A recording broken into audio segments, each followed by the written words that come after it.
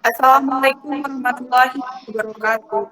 Sebelumnya, perkenalkan nama saya Cantika Raisa Raihanisa dengan NPM 19380021 selaku moderator pada acara Assalamualaikum warahmatullahi wabarakatuh. Sebelumnya, perkenalkan Raisa NPM 19380021. Di sini kami akan memberikan tugas kami yang berjudul interaksi obat secara praktek klinis dengan anggota kelompok 2 next sebagai berikut. Baiklah, masuk ke pemateri Akila Fadia Hayat Effendi. Kepada Saudari Akila Fadia Effendi dipersilakan. Berdasarkan 4 jurnal dapat dijelaskan yaitu kajian retrospektif interaksi obat di Rumah Sakit Pendidikan Dr. Sarjito, Yogyakarta. Pada pembahasan, mekanisme interaksi obat dapat dibagi menjadi interaksi yaitu melibatkan aspek farmakokinetik obat dan interaksi yang mempengaruhi respon farmakodinamik obat. Interaksi farmakokinetik dapat terjadi pada beberapa tahap, meliputi absorpsi, distribusi, metabolisme, atau ekskresi. Interaksi farmakodinamik adalah interaksi di mana efek suatu obat diubah obat lain pada efek aksi. Beberapa kejadian interaksi obat sebenarnya dapat diprediksi sebelum dengan mengetahui efek farmakodinamik serta mekanisme farmakokinetik obat-obat tersebut. Pengetahuan mengenai hal ini akan bermanfaat dalam melakukan upaya pencegahan terhadap efek merugikan yang dapat ditimbulkan akibat interaksi obat. Perubahan efek obat akibat interaksi obat sangat bervarian di antara individu karena dipengaruhi oleh berbagai faktor seperti dosis, kadar obat dalam darah, rute pemberian obat, metabolisme obat, durasi terapi, dan karakteristik pasien seperti umur, jenis kelamin, unsur genetik, dan kondisi kesehatan pasien. Interaksi obat yang kemungkinan besar berbahaya terjadi hanya pada sejumlah kecil pasien. Namun demikian, seorang farmasis perlu selalu waspada terhadap kemungkinan timbulnya efek merugikan akibat interaksi obat ini. Untuk mencegah timbulnya resiko morbiditas atau bukan mortalitas dengan pengobatan pasien.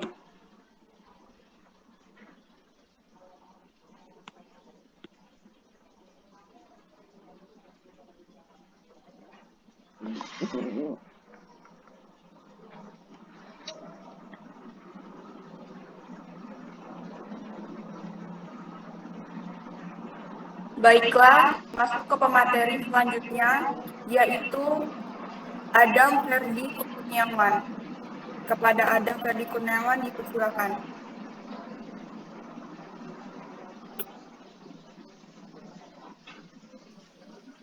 Oke, perubahan efek obat akibat interaksi obat sangat bervariasi. Di antara individu karena dipengaruhi oleh berbagai faktor seperti dosis, kadar obat dalam darah, rute pemberian obat, metabolisme obat, durasi terapi, dan karakteristik pasien seperti umur, jenis kelamin, unsur genetik, dan kondisi kesehatan pasien. Tidak semua interaksi obat akan bermakna secara signifikan, walaupun secara teoritis mungkin terjadi. Banyak interaksi obat yang kemungkinan besar berbahaya terjadi hanya pada sejumlah kecil pasien. Namun demikian, seorang farmasi perlu selalu waspada terhadap kemungkinan timbulnya efek merugikan akibat interaksi obat ini untuk mencegah timbulnya risiko morbiditas atau bahkan mortalitas dalam pengobatan pasien. Adapun penanganan yang harus dilakukan dengan mengetahui mekanisme interaksi obat, Farmasi dapat menentukan langkah yang tepat dalam pengatasan masalah tersebut. Farmasi dapat menentukan apakah suatu jenis interaksi obat dapat diatasi sendiri ataukah memerlukan diskusi dengan klinis atau dokter. Langkah pertama dalam penata laksanaan interaksi obat adalah waspada terhadap pasien yang memperoleh obat-obat yang mungkin dapat berinteraksi dengan obat lain, terutama apabila diketahui interaksi obat menunjukkan signifikansi level pertama seperti interaksi digoxin, furosemid, terus ada isoniazid, rifampicin, captopril, spironolactone.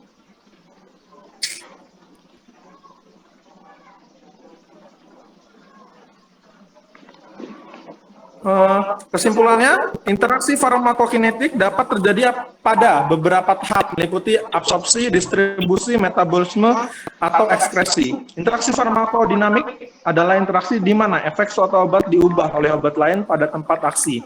Beberapa alternatif penata laksanaan interaksi obat adalah menghindari kombinasi obat dengan memilih obat mengganti yang tidak berinteraksi, penyesuaian dosis obat, pemantauan pasien, atau meneruskan pengobatan seperti sebelumnya jika kombinasi obat yang berinteraksi tersebut merupakan pengobatan yang optimal atau bila interaksi tersebut tidak bermakna secara klinik. Baiklah, masuk ke pemateri selanjutnya, yaitu Ari Sugesti Eka Putra. Kepada saudara Ari Sugesti Eka Putra dipersilakan.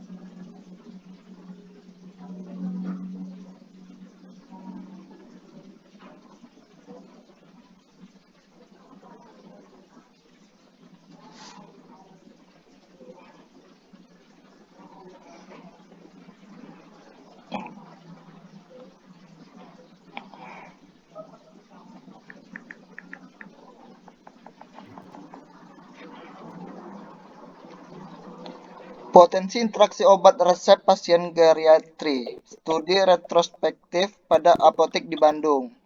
Pembahasan, interaksi obat atau drug-drug interaction atau DDIS didefinisikan sebagai modifikasi efek suatu obat akibat obat lain yang diberikan pada awalnya atau diberikan bersamaan. Baik, di sini saya akan menjelaskan tentang jurnal yang berjudul Potensi Interaksi Obat Resep Pasien Geriatri, Studi Retrospektif pada apotek di Bandung.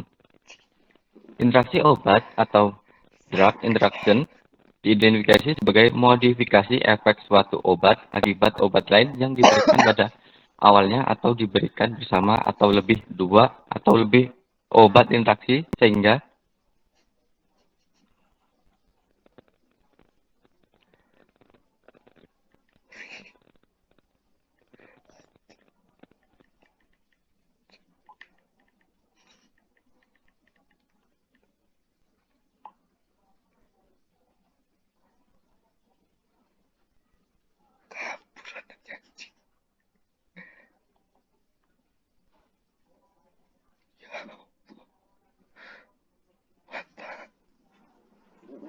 Mohon maaf, sepertinya ada kesalahan teknis.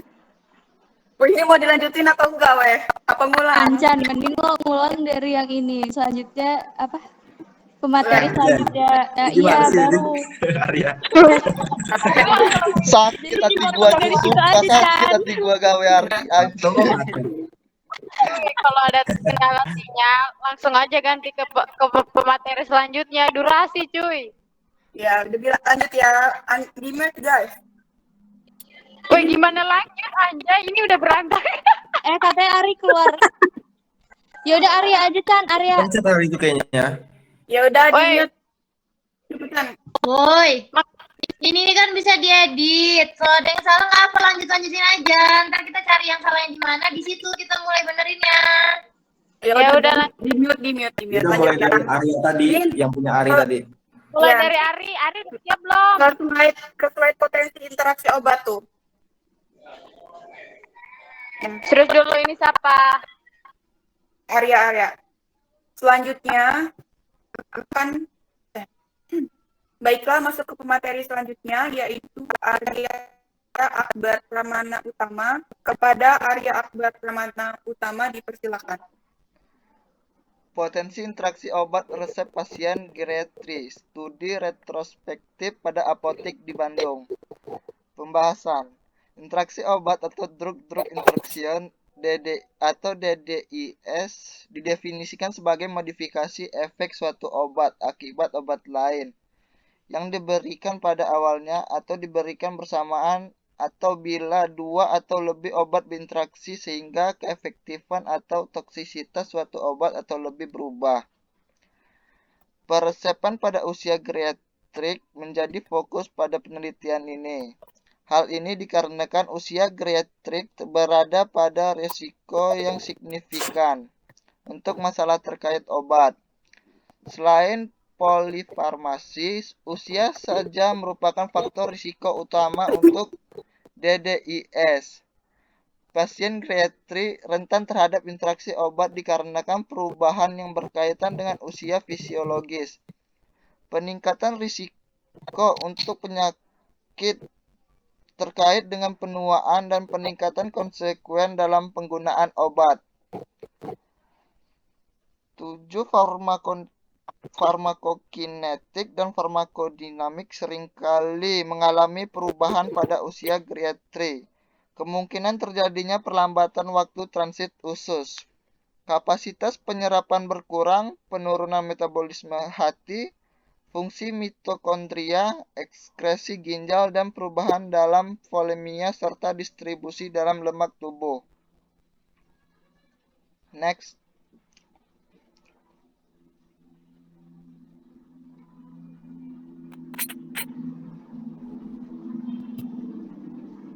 Masih tetap Arya baca. Penanganan. Kriteria inklusi dari penelitian ini adalah kelompok usia geriatrik kurang 59 tahun. Resep lengkap yang dapat ditelusuri dan resep yang masuk pada Oktober sampai dengan Desember 2011. Informasi dari resep yang diambil adalah usia, jenis kelamin, spesialisasi medik, nama obat, dosis, dan jumlah obat.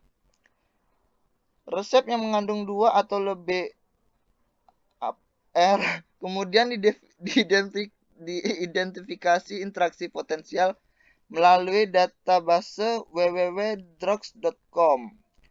Tingkat DDIS dikelompokkan menjadi severe, moderate, dan minor. 9. Dalam penelitian ini yang dianalisis hanya level interaksi yaitu moderate dan severe. Interaksi moderate adalah interaksi yang memiliki interaksi dengan signifikansi klinis yang lebih rendah dibandingkan dengan interaksi severe, tetapi juga menimbulkan kerugian pada pasien dengan dokumentasi yang kurang baik. Sedangkan interaksi minor adalah interaksi yang memiliki signifikansi klinis yang rendah. Interaksi ini risikonya terbatas pada pasien itu sendiri. Usia rata-rata pasien geriatrik pada resep-resep yang diteliti adalah 68 tahun. Berdasarkan jenis kelamin, terdapat 44,78% pasien laki-laki dan 55,22% pasien perempuan. Sebanyak 131 lembar resep mengandung potensi interaksi obat-obat. Artinya pasien geriatrik hampir 40% berpotensi mendapatkan resep yang mengandung potensi interaksi obat-obat. Hal ini tentunya menjadi kewajiban tenaga kesehatan untuk mewaspadai serta memberikan perhatian lebih terhadap potensi interaksi yang mungkin terjadi. Klasifikasi interaksi dibagi menjadi 2 kelompok, yang interaksi moderate dan severe. Total interaksi potensial yang terjadi adalah 210 interaksi. Interaksi potensial moderate adalah sebanyak 187 atau 89,05%, sedangkan severe sebanyak 23 atau 10,95%. Next.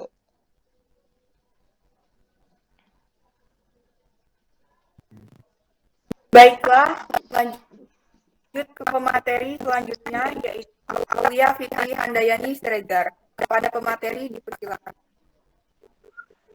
Kesimpulan, karakteristik pasien stroke N15 pasien di unit stroke RSUD Banyumas pada tahun 2010, Januari sampai April. Sebagai berikut, 46,7% pasien berumur 45 sampai 65 tahun, 60% laki-laki.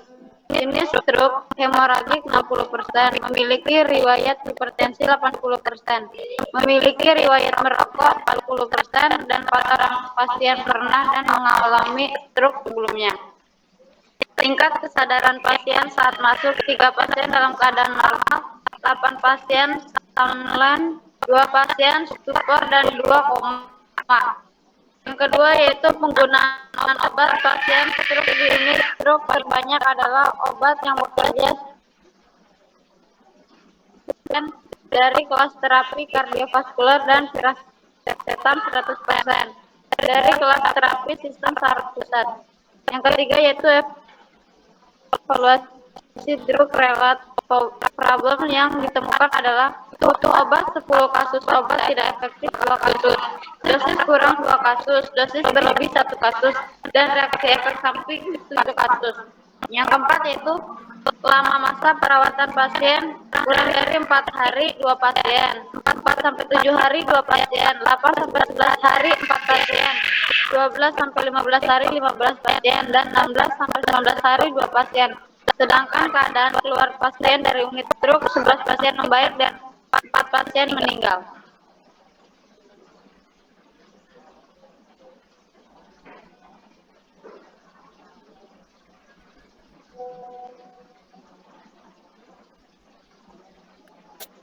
Lanjut ke pemateri selanjutnya, yaitu Aulia Gita Wardani. Kepada pemateri dipersilakan.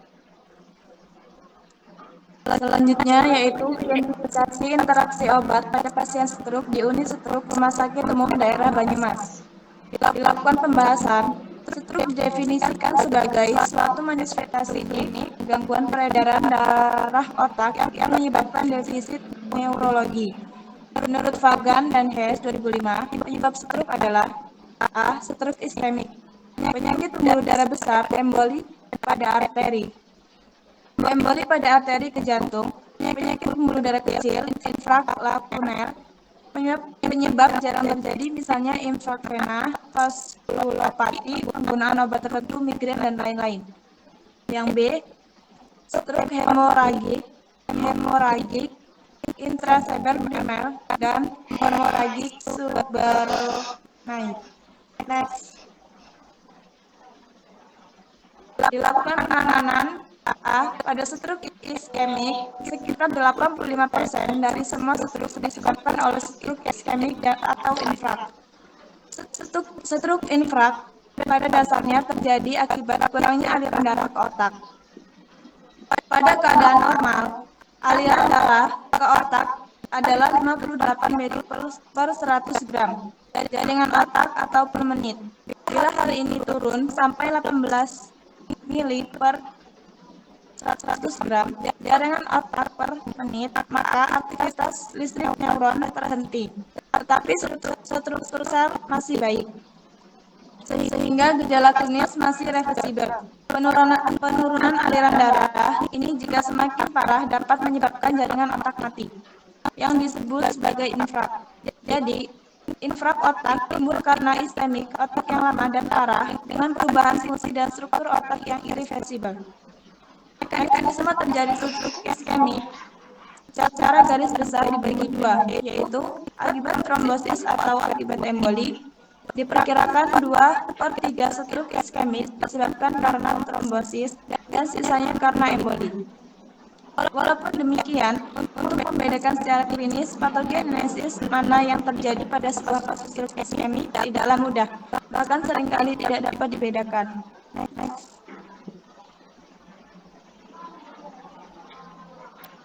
Baiklah, masuk ke pemateri selanjutnya, yaitu Bella Putri Febriani. Kepada pemateri dipersilakan. Baiklah, materi selanjutnya yaitu stroke hemoragik intracerebral. Stroke hemoragik intracerebral terjadi karena adanya ekstravasasi darah ke dalam jaringan parenkim yang disebabkan oleh ruptur arteri perforantes dalam. Kerusakan pembuluh darah ini biasanya akibat dari hipertensi atau kelainan pada pembuluh darah. Membagi faktor penyebab stroke ini dalam 3 kategori, yaitu faktor anatomi, faktor hemodinamik, dan faktor hemostatik. Faktor anatomi berkaitan dengan penyakit arterial. Faktor hemodinamik berkaitan dengan kenaikan tekanan darah, misalnya hipertensi. Faktor hemostatik berkaitan dengan biaya perdarahan, misalnya penggunaan antikoagulan. Stroke hemoragik subarachnoid. Hemoragik subarachnoid adalah terjadinya ekstravasasi darah ke dalam ruang subarachnoid dalam sistem saraf pusat. Hal ini biasanya disebabkan oleh karena trauma atau cedera kepala. Umumnya disebabkan oleh rupturnya suatu aneurisma intracranial. Mekanisme terjadinya stroke ini dasarnya tidak berbeda dengan stroke hemoragik intracerebral. Hanya saja lokasi ekstravasasi darah yang melibatkan ruang subarachnoid. Angka kejadian interaksi obat pada pasien stroke rawat inap di unit stroke RSUD Banyumas periode November 2009 sampai April 2010 adalah sebanyak 16 pasien. Terdapat 14 jenis interaksi obat yang terjadi pada 16 pasien stroke. Jumlah interaksi obat yang paling banyak terjadi pada pasien stroke adalah satu jenis interaksi obat sebanyak 74%.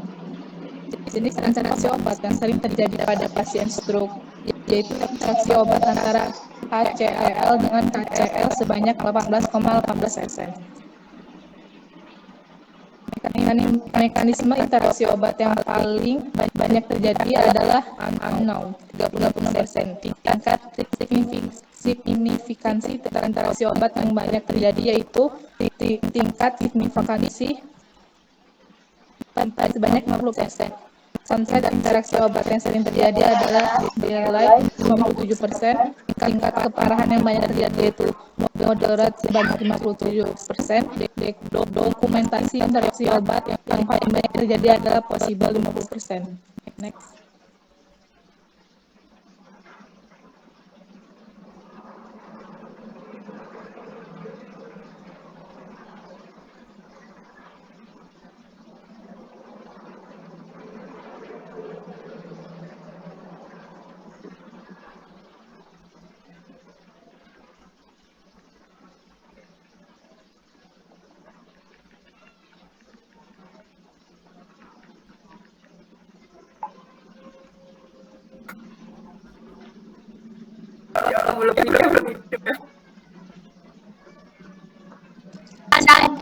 Bentar guys, ini slide-nya tuh tinggal Karin, aku, Cici.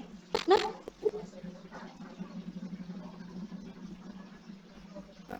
tapi 3 kebagian. Dari 3 kebagian. Berarti ada satu yang setengah aja pacaran. Karin, kamu kan isi terus tapi kalau aku harus balik ke pintu dulu buat hidup ini, terus aku balik ke berarti aku aja iya. Udah gitu guys. Trin.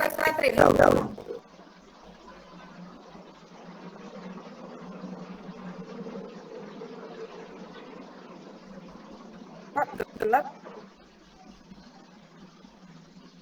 Baiklah, paslon pemateri selanjutnya yaitu Chelsea dan Rambut.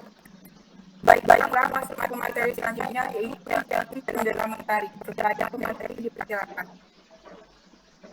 Kesimpulan 1, karakteristik pasien stroke bersama dengan 12 pasien di unit stroke RSUD Banyumas pada tahun 2010. Januari sampai April berikut.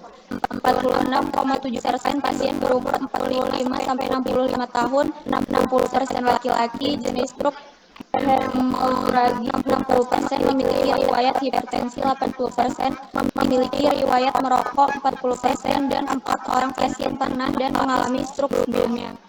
Tingkat kesadaran pasien saat masuk 3 pasien dalam keadaan normal, 8 somnolen, 2 pasien stupor, dan 2 koma.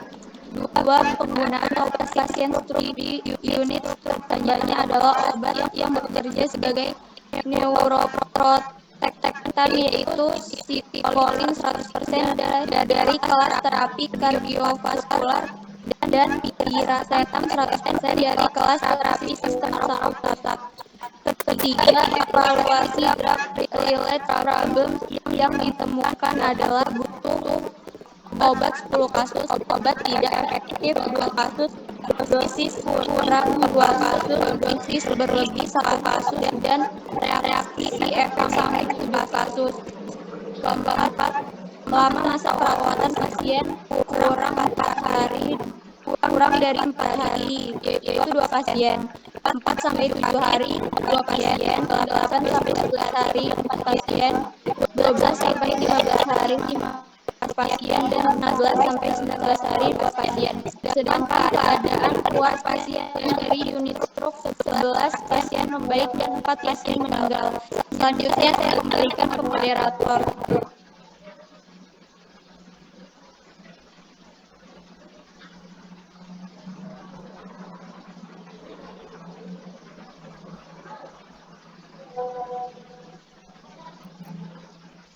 Baiklah, masuk ke materi selanjutnya, yaitu cicil mana pada materi kita.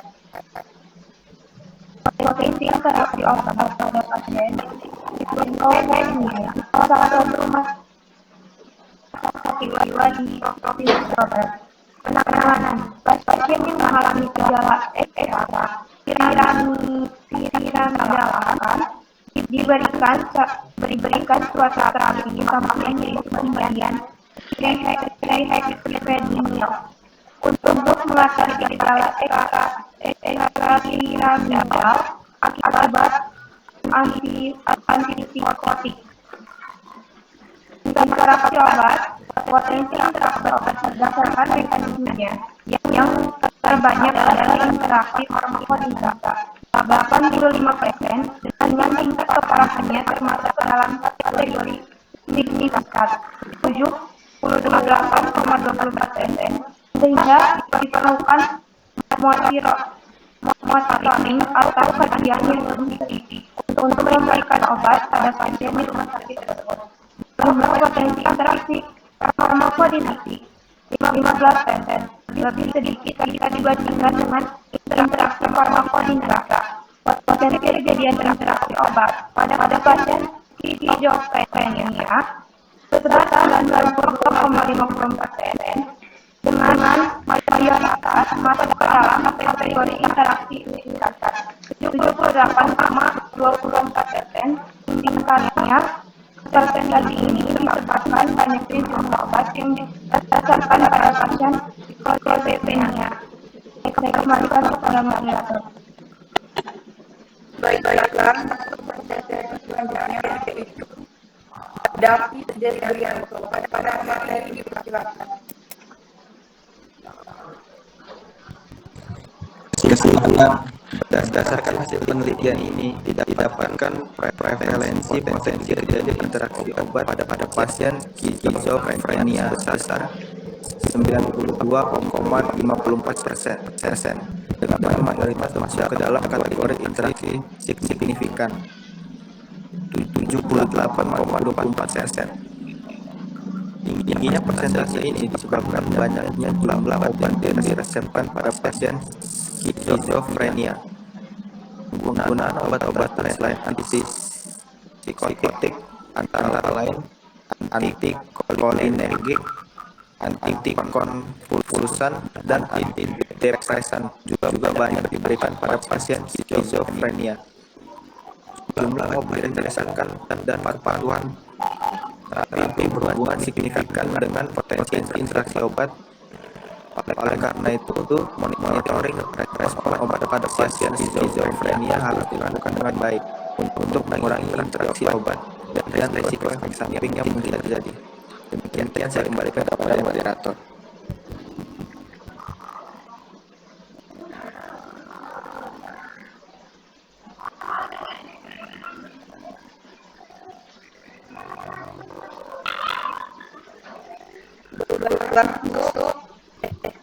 Udah ya. Baiklah, sekian kami kami akhiri. Wassalamualaikum warahmatullahi wabarakatuh. Waalaikumsalam warahmatullahi wabarakatuh.